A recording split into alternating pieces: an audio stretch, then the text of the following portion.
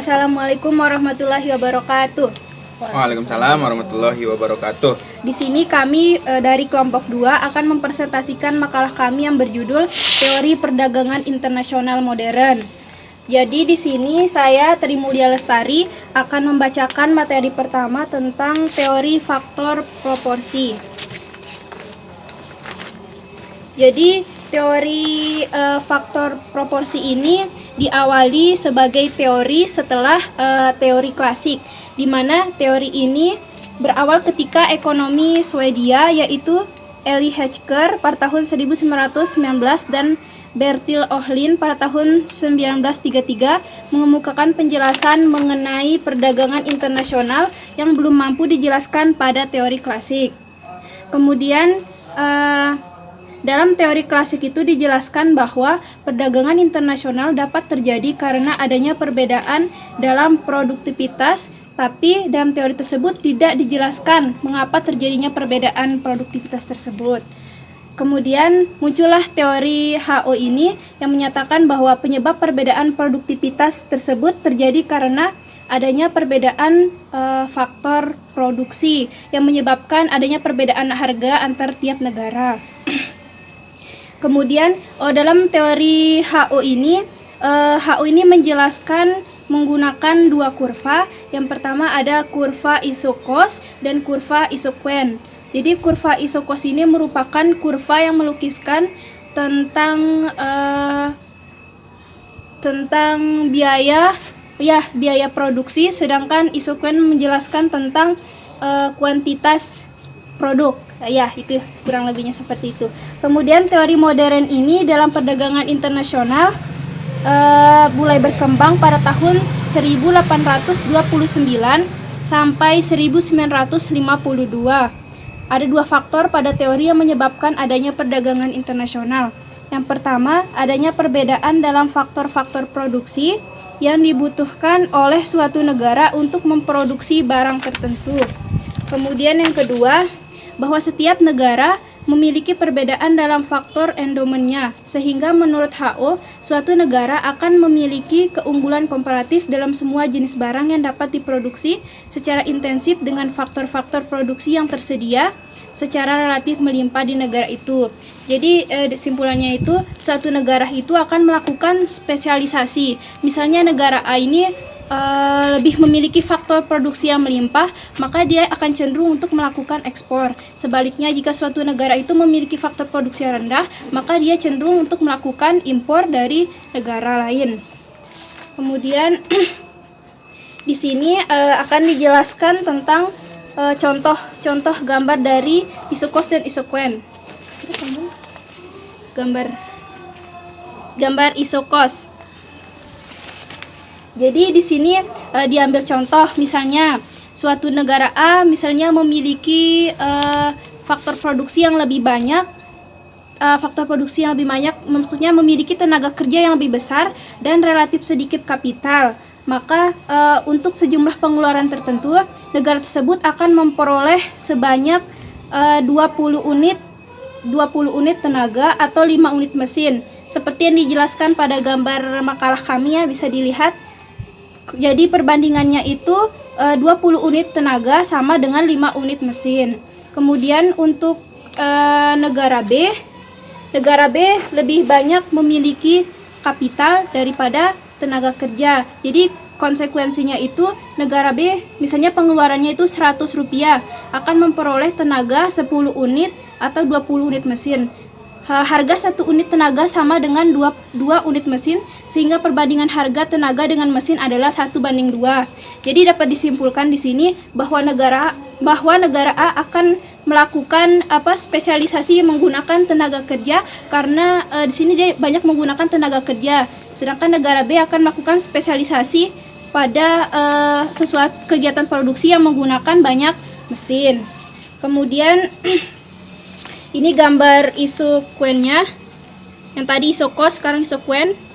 Nah, kenapa tadi di gambar tersebut di negara A itu garisnya itu lebih cenderung ke arah tenaga kerja atau garis vertikal, karena negara seperti yang saya jelaskan tadi, negara itu lebih cenderung ke lebih banyak ke tenaga kerjanya. Sedangkan sebaliknya di negara B itu lebih cenderung ke garis horizontal karena ia lebih banyak melakukan produksi pada kegiatan yang banyak mesinnya. Seperti itu.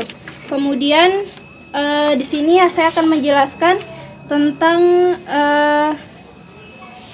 kelemahan dari teori HO yang menjelaskan perdagangan internasional sebagai berikut.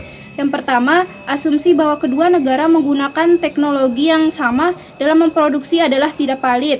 Kemudian yang kedua, asumsi persaingan sempurna dalam semua pasar produk dan faktor produksi lebih menjadi masalah. Hal ini karena sebagian besar perdagangan adalah produk negara industri yang bertumpu pada diferensiasi produk dan skala ekonomi yang belum bisa dijelaskan dalam model faktor.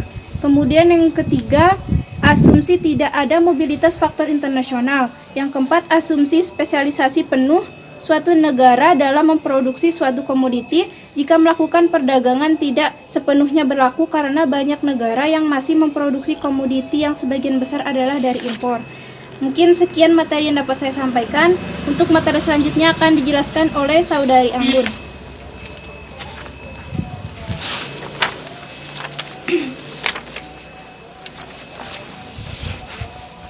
Baik, Assalamualaikum warahmatullahi wabarakatuh. Jawab. Waalaikumsalam warahmatullahi wabarakatuh. Jadi saya akan melanjutkan materi dari Saudari Lestari. Baik, di sini materi yang kedua atau yang ke B yaitu teori kesamaan harga faktor produksi atau dalam bahasa Inggrisnya faktor price equalization. Teori ini menarik penelitian ahli ekonomi yang berbeda. Hexer 1919 menetapkan bahwa perdagangan bebas menggunakan faktor reward. Dengan lengkap, Ohlin 1933 menetapkan beberapa alasan mengapa kesamaan harga faktor penuh tidak menjadi dalam praktek dan menyatakan bahwa perdagangan bebas membawa kecenderungan atau hanya kecenderungannya ke arah kesamaan harga faktor. Jadi yang pertama yaitu arti dari kesamaan faktor adalah sewa dari faktor tersebut, tingkat upah pekerja per satuan waktu, minggu, bulanan, atau tahun, dan tingkat sewa untuk pelayanan modal. Terus yang kedua, akibatnya terhadap perdagangan internasional. Pada teori kesamaan harga faktor produksi dinyatakan bahwa setiap ketiadaan perpindahan faktor antar negara, barang bebas diperdagangkan akan menimbulkan reward real antar negara, sehingga melalui perdagangan barang secara bebas, pekerja dapat memperoleh upah real sama, sewa kapital yang sama baik di AS atau di Inggris. Ini merupakan efek perdagangan barang secara bebas. Terus yang kedua, pada dasarnya model HO menekankan pada pertukaran tidak langsung faktor-faktor produksi antar negara. Pertukaran tidak langsung dari faktor produksi akan meningkatkan upah real di negara yang kelebihan tenaga kerja dan lebih rendah di negara yang kelebihan modal, dan juga tingkat secara real lebih rendah di negara yang kelebihan L dan meningkat di negara yang padat modal. Yang ketiga, impact dari HO bahwa faktor sesungguhnya pindah antara negara secara tidak langsung melalui ekspor impor barang. Terus ini inti dari teori ini adalah bahwa perdagangan bebas cenderung mengakibatkan harga faktor-faktor produksi sama di beberapa negara. Dari teori faktor proportion Hexer-Ohlin, selama negara A memperbanyak produksi barang X akan mengakibatkan bertambahnya permintaan tenaga kerja. Sebaliknya, makin berkurangnya produksi barang Y, berarti makin sedikitnya permintaan akan kapital. Terus hal ini akan cenderung menurunkan upah atau harga daripada tenaga kerja dan menaikkan harga daripada kapital atau rate of return. Terus langsung di bagian C ya. Teori permintaan dan penawaran atau teori parsial. Pada prinsipnya, perdagangan antara dua negara itu timbul karena adanya perbedaan di dalam permintaan maupun penawaran. Permintaan ini berbeda, misalnya karena perbedaan pendapatan dan selera, sedangkan perbedaan penawaran misalnya dikarenakan perbedaan di dalam jumlah dan kualitas faktor-faktor produksi, tingkat teknologi, dan eksternalitas. Terus, anggapan yang digunakan dalam anggapan yang digunakan dalam analisa ini adalah A. Persaingan sempurna, terus yang B. Persaingan sempurna dan faktor produksi tetap, terus yang ke B. Tidak ada ongkos angkut. Terus yang ke C, kesempatan kerja penuh. D, tidak ada perubahan teknologi. E, produksi dengan ongkos yang menaik atau increasing cost of production. F, tidak ada pemindahan kapital. Terus sebelum terjadinya perdagangan internasional, harga wool di Australia adalah PA, di mana kurva penawaran berpotongan dengan kurva permintaan. Sedangkan harga wool di Inggris adalah PE, harga di Inggris lebih tinggi daripada di Australia. Jika produksi dengan keadaan constant cost, maka Australia dapat menjual woolnya dalam jumlah yang tidak terbatas pada harga PA. Sedangkan Inggris tidak dapat menjual wool 1 unit pun pada harga yang lebih rendah daripada PE. Jadi dengan berdagang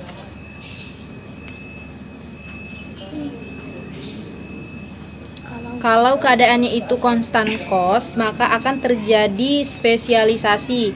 Wool hanya akan dihasilkan di Australia saja dan Inggris akan mengimpor sejumlah OL pada harga PA. Tetapi apabila produksi dengan increasing cost, maka produksi di Australia akan naik untuk memenuhi permintaan dari Inggris. Terus kenaikan produksi ini akan mengakibatkan kenaikan ongkos per unit, sehingga wool diimpor,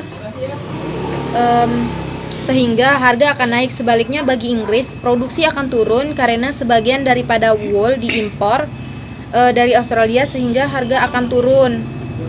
Terus proses penyesuaian ini akan berjalan terus sampai jumlah yang diekspor oleh Australia atau AB sama dengan jumlah yang diimpor oleh Inggris atau FC, dan harga yang terjadi adalah P.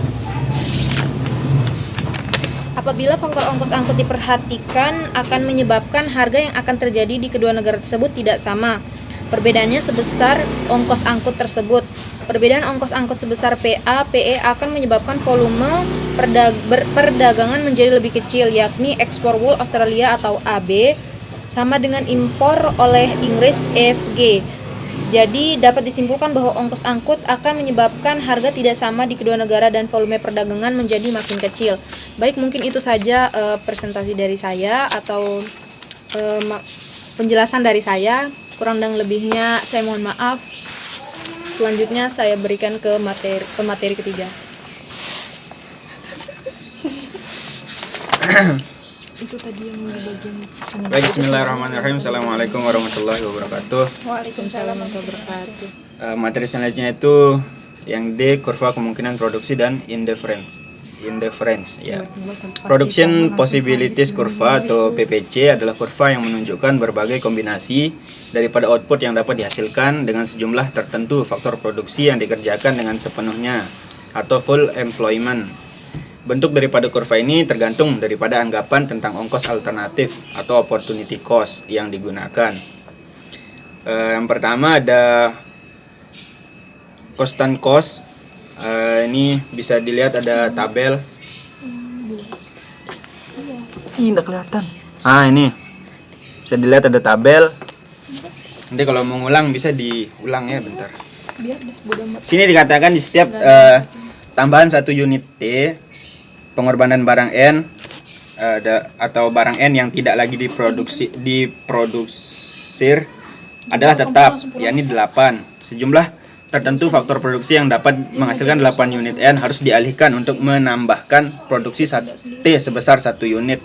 Jadi jika dia mau menambahkan 1 T, maka N-nya harus dikurangi 8 unit N, gitu.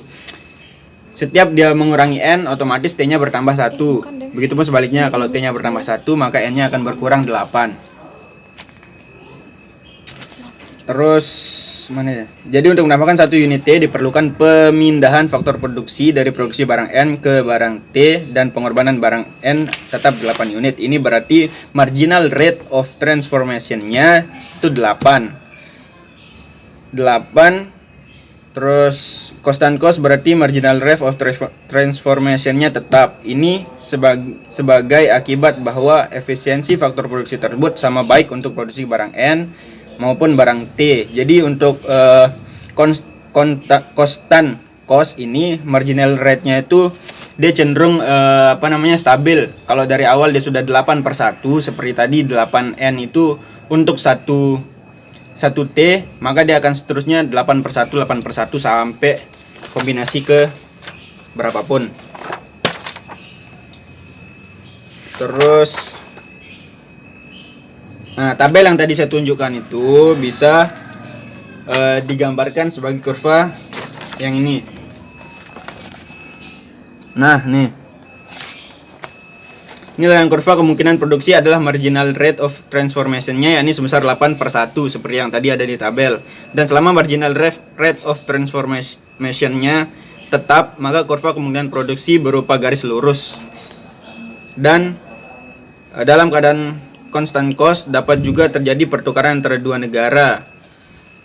Masing-masing negara memiliki marginal rate of transformation-nya yang berbeda-beda. Misalnya negara Z yang memiliki marginal rate of transformation untuk barang N dan T bersatu persatu, maka pertukaran antara negara W dan Z tetaplah diterangkan sebagai berikut. Jadi kalau tadi constant cost itu dia marginal rate of transformation-nya itu tetap. Kalau misalkan udah 8/1 maka dia tetap 8/1. Kalau misalkan dia 1/1 maka dia akan tetap 1/1. Nah, ini kalau dia pertukaran antara dua negara.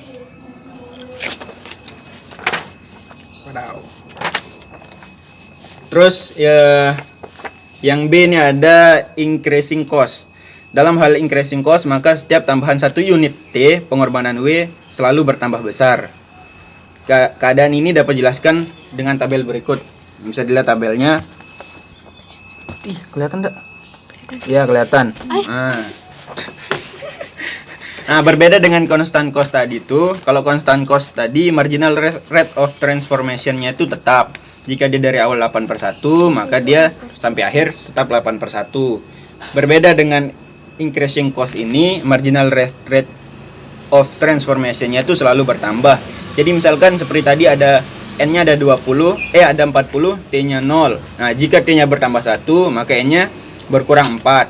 Jika T-nya bertambah 1 lagi, maka dia berkurang 6. Maka dia terus bertambah dari 4, 6, 10, 20 seperti itu. Maka marginal rate of transformation-nya itu selalu bertambah, tidak tetap. Nah, dari tabel tersebut bisa kita dapati kurva sebagaimana berikut ini. Jeng jeng. Oke.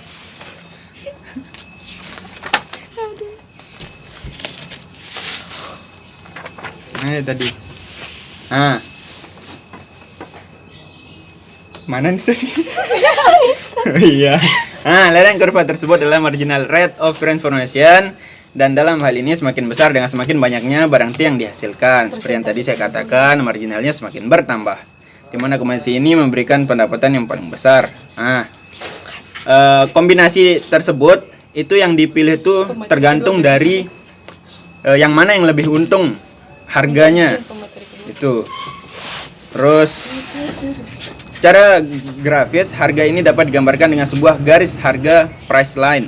Dengan menggabungkan garis harga ini dengan kurva PPC tersebut, dapatlah ditentukan kombinasi yang dipilihnya, yakni kombinasi di mana garis harga tersebut menyinggung PPC. Contoh kurvanya tuh kayak ini, dia menyinggung PPC. Kasihan, tersinggung deh. Untuk analisis selanjutnya selalu dipakai suatu PPC dengan keadaan increasing cost karena keadaan ini lebih mendekati realita. Bersama-sama dengan penggunaan suatu indifference curve atau IC dapatlah digunakan untuk menjelaskan tentang terjadinya perbedaan perdagangan internasional. Perdagangan internasional dapat timbul apabila antara dua negara itu memiliki yang pertama PPC yang sama dan IC berbeda, kedua PPC yang berbeda dan IC yang sama, ketiga PPC dan IC berbeda. Untuk PPC yang sama, untuk PPC sama terus IC-nya berbeda, ini kurvanya. Jeng jeng. Terus untuk masalah enggak ada lagi. Nah, itu yang PPC sama IC berbeda. Selanjutnya yang terakhir itu ada overcurve. Alat analisa overcurve dikemukakan oleh James Mead, seorang ahli ekonomi dari Inggris, untuk menjelaskan terjadinya keseimbangan harga internasional. Minta maaf ya, Ya, materi selanjutnya itu ada overcurve ya. Alat analisa over curve dikemukakan oleh James. Tulisannya Meade nih bos, gimana mungkin dibaca? Seorang ahli ekonomi dari Inggris untuk menjelaskan terjadinya keseimbangan harga internasional. Proses penurunan over curve ini akan lebih mudah dipahami apabila terlebih dahulu dijelaskan apa yang dimaksud dengan trade indifference kurva. Untuk menjelaskan konsep trade indifference curve digunakan anggapan ada dua negara yang relatif sama besarnya serta mempunyai faktor produksi tenaga dan modal yang digunakan untuk menghasilkan kedua macam barang tersebut atau digambarkan dengan production possibilities curve. Kepuasan atau welfare dari masyarakat diwujudkan dengan indifference curve atau community indifference cost curve. Analisanya pertama dimulai dengan penurunan trade dan over curve untuk negara B, kemudian dengan proses yang sama dilakukan untuk negara A. Akhirnya kedua over curve digabungkan guna menentukan harga serta volume perdagangan dalam keadaan keseimbangan. Yang pertama ada trade indifference curve ya. Gambar berikut ini menjelaskan cara penurunan trade indifference curve. Bisa dilihat nih. Yuk. Yang ini. Slow guys. Putuskan. Semoga dimengerti ya guys dan dipahami. Berbagai kombinasi barang X dan Y yang dihasilkan oleh negara B ditunjukkan oleh production possibility curve OML yang digambarkan tidak seperti biasanya atau yakni menghadap ke kiri atas. Demikian juga indifference curve 2 digambarkan pada bidang kuadran yang sama. Titik C merupakan posisi keseimbangan negara B sebelum terjadinya perdagangan nasional. Kemudian production possibility curve atau PPC digeser ke atas dan ke bawah dengan sumbu horizontal sejajar dengan sumbu OX dan sumbu vertikal sejajar dengan sumbu OY. Hasilnya titik pangkal O melacak garis T1T1 atau TITI yang kemudian disebut trade indifference curve. Sebab garis ini menunjukkan tingkat kepuasan yang sama bagi negara B sebelum dan sesudah mengadakan perdagangan internasional. Untuk menjelaskan hal ini, baiklah kita bandingkan titik C dan C1 yang terletak pada indifference curve 2. Titik 1 merupakan titik keseimbangan yang berpangkal pada O. Sedangkan titik C1 berpangkal pada O1. Pada titik C1 ini, negara B menghasilkan barang X sebanyak C1A dan hanya mengkonsumsikan X sebanyak C1B sehingga dapat mengekspor sebanyak BA. Untuk barang Y, negara B menghasilkan sebanyak C1D, konsumsi C1E sehingga impornya sebesar ED. Dengan demikian, negara B menukar atau berdagang barang-barang X sebanyak BA dengan Y sebanyak ED. Dengan berdagang, negara B tetap pada posisi indifference curve yang sama dengan sebelum berdagang. Titik O1 dan O terletak pada trade indifference curve TITI. Dengan menggeser PPC ke kiri atau ke kanan bawah dapat diperoleh sekumpulan trade indifference curve seperti tertera pada gambar berikut. Ini trade apa nih? Nah, itu udah pokok. Nah, ini ya. Ini jadinya nanti kalau kayak gini nih kalau udah digeser ke atas ke bawah. Tahu apa yang digeser. Selanjutnya yang B ada over curve. Over curve dapat diperoleh dengan menggunakan trade indifference curve di atas dilengkapi dengan garis harga. Garis harga. Nah, ini dia. Mana itu tadi? Gambar berikut menjelaskan cara mulai over curve. Garis OE1, OE2 dan seterusnya menggambarkan harga relatif dari barang X dan Y atau sering disebut dengan terms of trade. Makin tegak garis ini berarti harga barang X dinyatakan dengan barang Y semakin tinggi. Titik O, D, E, F merupakan titik singgung antara garis harga dengan trade indifference curve. Garis OB yang menghubungkan titik-titik tersebut disebut over curve, menunjukkan kesediaan barang B untuk menukar barang X dan Y pada berbagai kemungkinan harga. Misalnya, pada harga OW4, negara B bersedia menukarkan X sebanyak OX4 dengan Y sebanyak OX4. Nah, ini kurva yang tadi apa namanya? Over curve. Nah, ini. HP PA-nya. Terus saya copy Bisa dari situ. VN di laptop juga. Yang terakhir ada keseimbangan dalam perdagangan. Dengan menggunakan kedua overcurve tersebut di atas dapat ditentukan volume perdagangan serta harga dalam keadaan seimbang, dalam keadaan keseimbangan. Yakni pada titik potong kedua kurva tersebut. Nah, ini gambarnya nih. Ini gambarnya. Nih gambarnya. Bercerai-berai mereka. Titik E yang tadi, ada kan tadi titik E, kalau Anda tahu nanti ulang dikit videonya. Titik E merupakan titik keseimbangan. Terlihat dalam gambar bahwa ekspor barang Y sebesar YE sama dengan impor barang Y oleh negara A sebesar YE dan impor barang X oleh negara B sebesar XE. Sama dengan ekspor barang X oleh negara B yakni sebesar XE juga. Keseimbangan dalam perdagangan ditunjukkan oleh garis harga OT. Tadi ada garis O sama T ya, tuh garis gitu. Poros. Melalui titik E. Nah, tengah-tengahnya itu E, maka E itu keseimbangan di mana barang X sebanyak XE ditukarkan dengan barang Y sebanyak YE. Nah. Sekian materi dari Tama. Kurang lebihnya Tama mohon maaf. Assalamualaikum warahmatullahi wabarakatuh. Dah guys. Assalamualaikum. Belum tutup pemirsa. Oh ya, sekian presentasi dari kelompok kami, kelompok 2. Apa judul materi kita? Teori perdagangan internasional modern. Nah, sekian dari kami. Kurang lebihnya mohon maaf. Assalamualaikum warahmatullahi wabarakatuh. Dadah. Dadah, jangan lupa subscribe.